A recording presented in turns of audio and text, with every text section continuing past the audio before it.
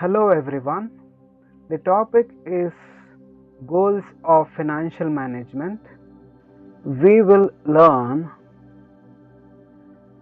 goals of financial management, meaning of profit maximization, favorable arguments for profit maximization, unfavorable arguments for profit maximization, drawbacks of profit maximization, meaning of wealth maximization, favorable arguments for wealth maximization, and unfavorable arguments for wealth maximization in this presentation. The two main important goals of financial management are profit maximization and wealth maximization. The meaning of profit maximization goes this way. A business is started and it is started for various purposes and it has various things to be done, but all these things are done only for one goal to be achieved, and that goal is whatever the business has invested in the business, when it is going to get it back, it has to get back something more than whatever it has invested. So whatever the cost has been borne by the business to run the business, if it is going to get something better than whatever it has invested, some kind of surplus amount that is intended to be getting back from those business operations is called as profit. And business always focus on one thing, that this profit, this so-called profit, should be increased as time passes in the business era. Businesses are established for various purposes and they focus on earning profit much more than anything else. Come, let us see what are the favorable arguments for profit maximization.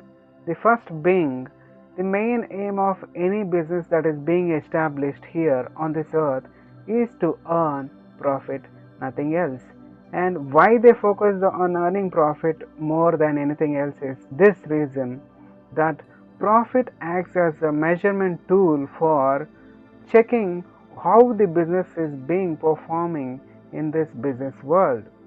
When the business performance has to be checked, it has to check what is the rate of profit that is being earned.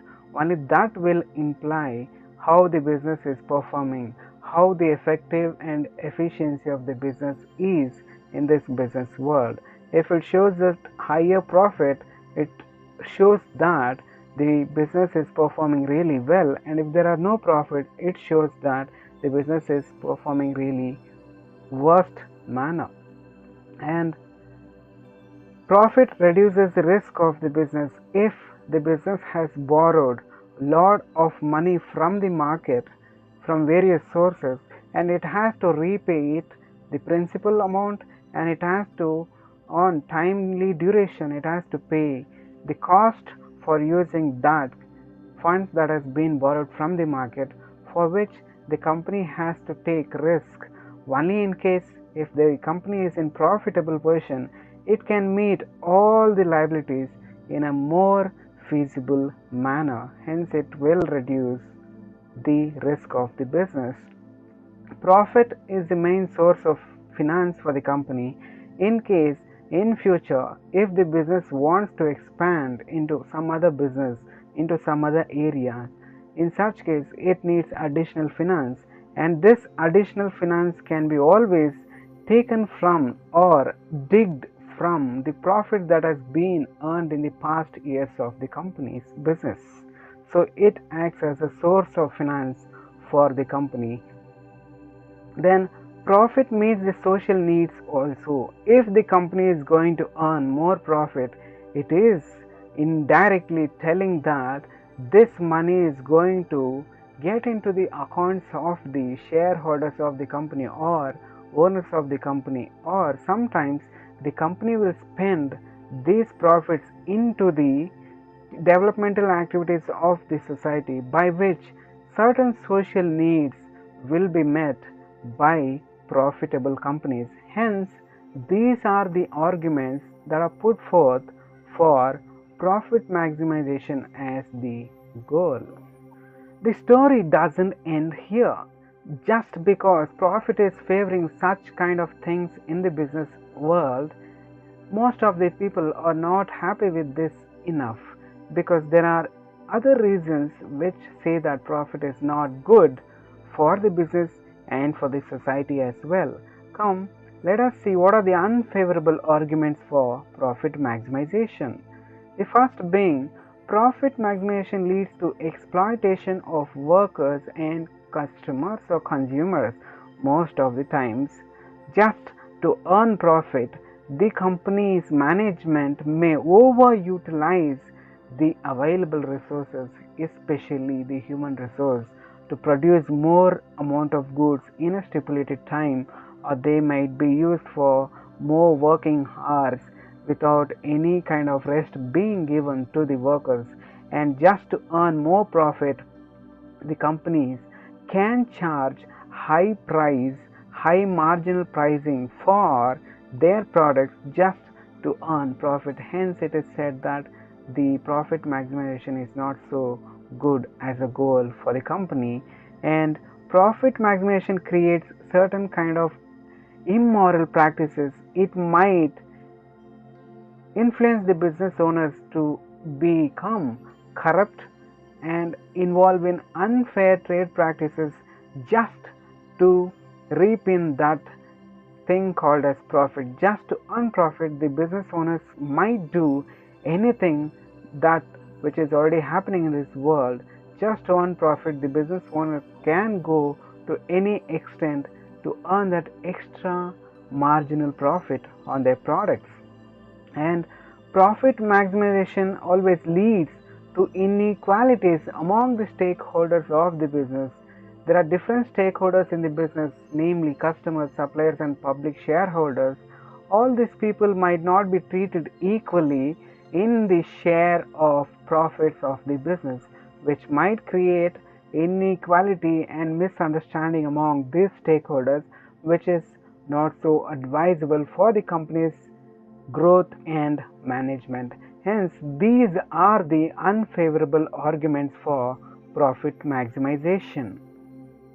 Though profit has so many unfavorable arguments, it doesn't end there. It has much more drawbacks. The drawbacks are, it is a vague term. It doesn't give the meaning clearly. Profit doesn't mean whether it is profit before depreciation or profit after depreciation, whether profit is before paying tax or profit after being paid the tax. It doesn't clearly mean whether profit before the preference dividend or after the preference dividend is being paid.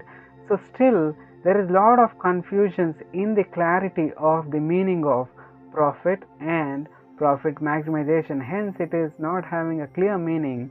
It is a vague term. Second, it ignores the time value of money.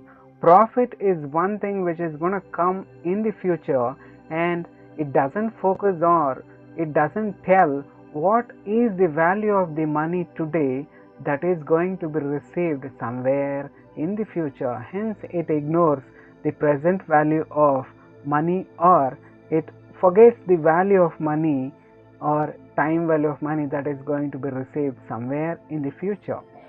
It ignores risk.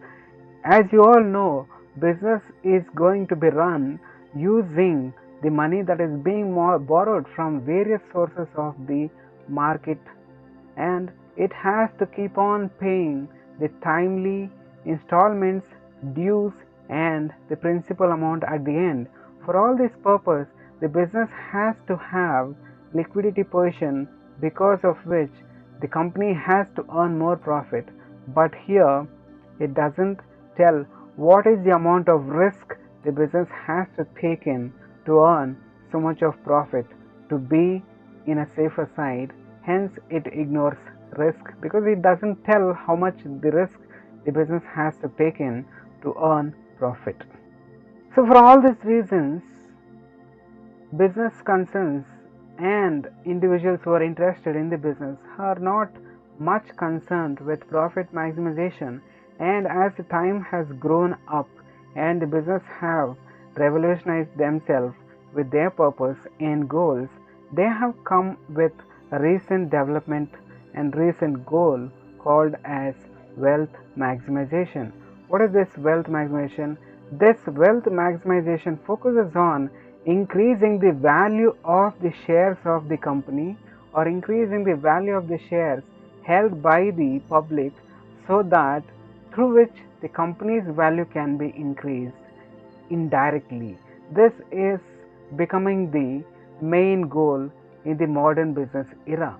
How to develop or how to enhance the value of the wealth that is being held by the owners of the company, and by which the business can succeed by achieving this goal.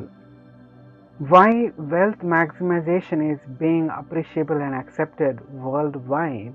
The reasons are this.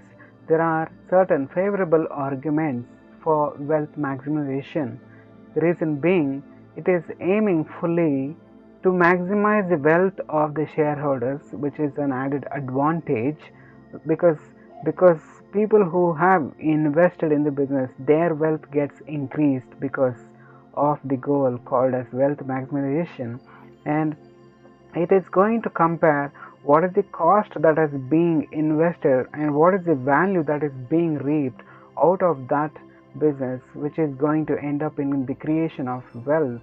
It is going to take in the time value of money and risk to maximize the wealth.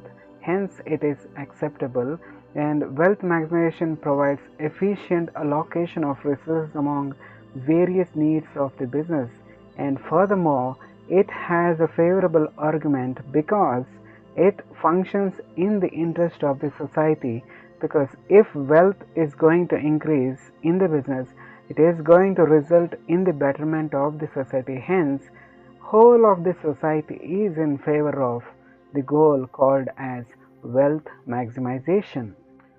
Though wealth has so many favorable arguments, it still has certain unfavorable arguments as well. It can be a prescriptive idea that wealth is good, but it is not suitable for the present day business, because the present day business, even to function, not only to function but even to survive in this competitive world, it has to earn some amount of profit. If not, the business cannot be alive in this business world. So wealth maximization is not going to help the present day business. And second, wealth maximization is nothing but profit maximization, which shows that the fruits might be wealth maximization or wealth, but the root for that is profits. Profits are the roots from which wealth or fruits can be earned. And wealth maximization creates conflict between the ownership and management.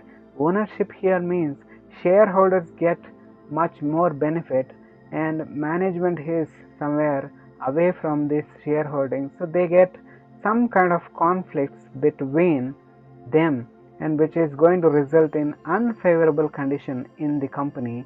And sometimes management owns more number of shares, and these companies, if it is going to keep wealth maximization as a goal, they are the ones who is going to get more benefits. And the ultimate aim of wealth maximization, as I said before, is nothing but profit maximization, as itself says. So wealth maximization can be activated only with the help of the company's profitable position.